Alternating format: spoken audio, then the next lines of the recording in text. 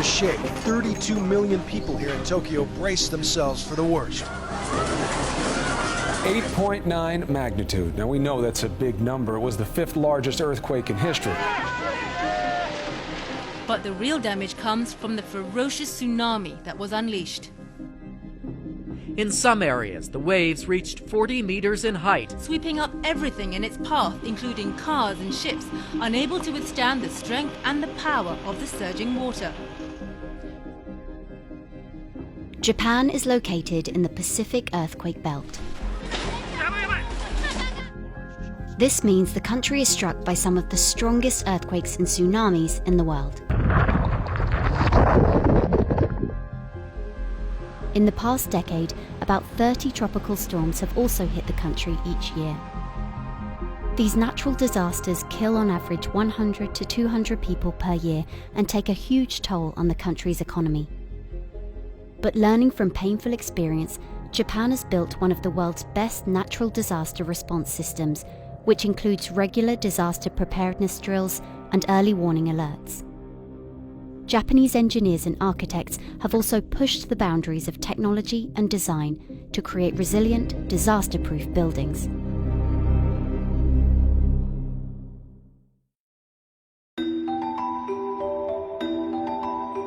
This is Tokyo Skytree. At 634 meters, it's the world's tallest tower. Designed for broadcasting and observation, the base of Skytree occupies a relatively small plot of land that isn't ideal for such a tall structure. デザイナーとしては非常に緊張感のある細長い構造物になって、地震もそうなんですけれども、風が一番厳しい自然条件になります。でこの計画地が海から8キロぐらいしか離れていません。非常に海沿いに近いので、低いところでも強い風が吹くという、特殊な条件があったので。Atsuo Konishi and his colleagues designed a steel truss tower, so instead of fighting against the wind, it can simply pass through the gaps between the trusses. これは逆に普通のビルで採用しているいろんなデバイスだとか制震の方法が細くて高いこのビルに使えなかったので、このタワーの揺れを抑えるためにはどうしたらいいだろうとずっといろいろ知恵を絞っていった中で生み出されたので、そういう意味で他にないユニークなものになったのではないかなというふうに思っています。To stabilize the tower, the team used a traditional Japanese design called shimbashira that dates back over 1,000 years. This is the flexible central pillar of a Japanese pagoda, which stabilizes the tiered wooden structure during an earthquake or typhoon, in a similar way to a tree trunk supporting its branches. A shimbashira has been found at the center of the world's oldest wooden structure, made from a tree felled in 594 AD. For Skytree, the team designed a 375-meter-tall concrete core column, connected to the tower's steel outer frame by a series of flexible oil dampers, devices that control unwanted vibrations. The swaying of the core column and outer frame in opposite directions reduced the vibration of the entire tower by up to 50% during an earthquake and 30% during strong winds. ここは心柱の中間地点なんですけれども、ちょうど心柱が動くようになっているかなり上の方の部分になります。で、こちら側が、コンクリートの心柱側で、こちら側が鉄骨造のタワー側になります。このスペースを使って、心柱がこう揺れて、タワー全体の動きを小さくする役割をするんですが、動きすぎるとタワーに鉄骨に当たってしまうので、それを制御するためにこのオイルダンパーという赤いデバイスがここにセットしてあります。オイルダンパーは免震建物用に開発されたデバイスを、ここに、少しここ用にチューニングして設計をしてもらって、取り付けてあります。The core column is set on 6 seismic isolators made of rubber.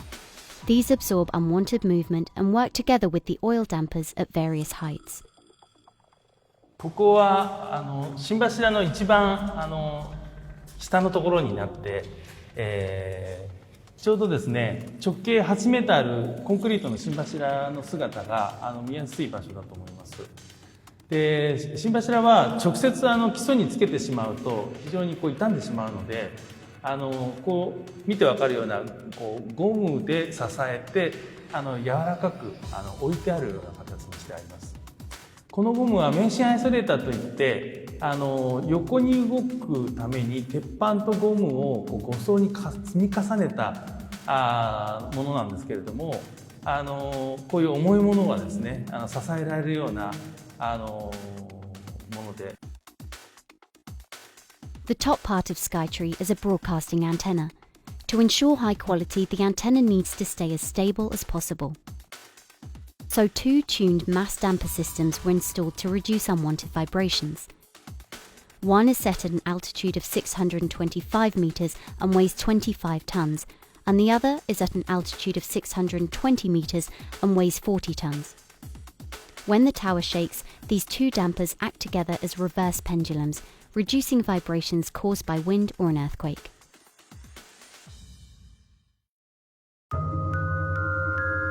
When Skytree was designed in the late 2000s, architects and engineers flew weather balloons to collect data on wind speeds and build models which they tested in a wind tunnel. But for some building designs, this expensive and time-consuming process has been replaced by faster and cheaper software powered by artificial intelligence. After a decade of research, architectural engineering company Takinaka has developed a typhoon simulation software called Kazumidori. その用途としては、いくつかあるんですけども、例えば建物や部材に作用する風の力を計算できるためですね、建物の骨組みやガラスの厚さなどの設計に活用しています。その他建物が風でどのくらい揺れるかといった評価も可能ですので、いくつかの建物形状に対して計算した結果を比較してですね、風に揺れにくい建物をデザインすることが非常に容易になっています。またですね、過去の台風の再現ではなく、今後増加が懸念されるスーパー台風をですね、想定できるため、台風被害のリスク評価に活用することも可能になっています。For a 3-kilometre square urban area, it usually takes 3 months to build a model, conduct a wind tunnel test, and get the results. But with Takinaka's software, the entire process can happen in just 2 or 3 days, and its engineers are trying to reduce that down to half a day.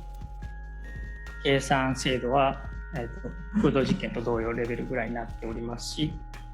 それから、データ同化技術を取り入れて、対象地域の、観測データの結果に数値シミュレーションの結果を近づけるような機能は、この風見鶏の特徴の一つになっています。適用した物件は東京のホテルですとか、九州のマンション、集合住宅ですとか、あとは大阪の、小規模な建物、そういったところに、これまでの適用実績があります。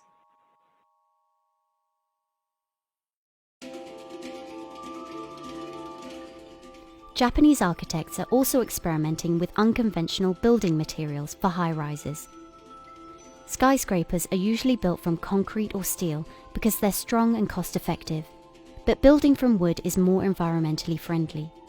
Compared with the production of steel and concrete, production of timber consumes less energy and releases less carbon dioxide. New trees can also be planted to absorb emissions. But building tall structures with wood offers up its own engineering and financial challenges. That didn't stop Japanese construction company Maeda from trying though. 鉄骨のいいところっていうのは、鉄骨は引っ張る力には強いんですけど、その逆ですね、圧縮をする、押しつぶす力には弱いんですね。引っ張るのは強いんだけど、押しつぶすのには弱いっていうのが、これ鉄骨の特徴です。で、逆に木材は本当全く逆で、押しつぶされる、圧縮する力には強いんですけど、引っ張られる力には弱いんですね。というところで、今回その鉄と木を使っている理由としては、それぞれのいいところは出せて、で弱いところを補えるというところが、その木と鉄のそのいいところになるんですね。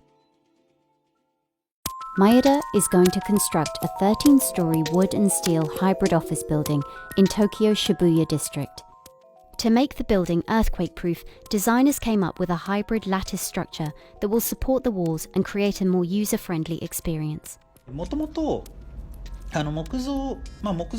建物、要は住宅とかなんかは木材で作ってたわけですので、木材を、その耐震要素だとか、台風要素ですね、風に対する要素として使っているというのは、それこそもう何千年も前から行われてたことなので、決してそれ自体は新しくはないです。でただそれをですね、その鉄骨造の中に木材を耐震要素として使ってたかと言われると、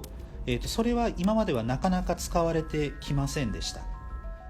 アピールしたいっていう思いが非常にありました。ただ構造体として使うためにはガラスの外に出してしまうと、やはり雨風でさらされて劣化してしまってどんどん強度が落ちてしまうと問題があるので、ガラスの中に入れて外から見えるようなものにしようというふうに考えました。住環境というところを考えても、建物の中で、今回オフィスビルだったり一部店舗がありますけれども、建物の中で働いている方に対して、木というのがさまざまな科学的な良い影響を与えるというのが最近分かってきています。例えばその香りが、もたらすもので、リラックス効果が得られたりとか、光の反射をですね抑える効果があったりだとか、それからもう一つですね、これはこのビルではなくって別のところで実際にデータを取ったものなんですけれども、空気のその部屋の中の空気の温度ですね、そういったものが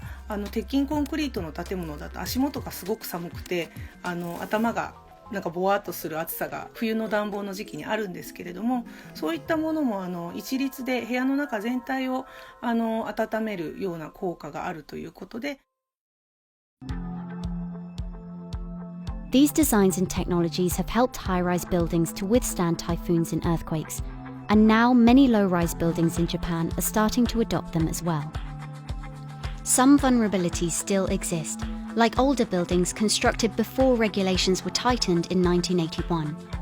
With natural disasters becoming more and more frequent, these innovative designs and technologies could be key to protecting the economy and lives both in Japan and around the world.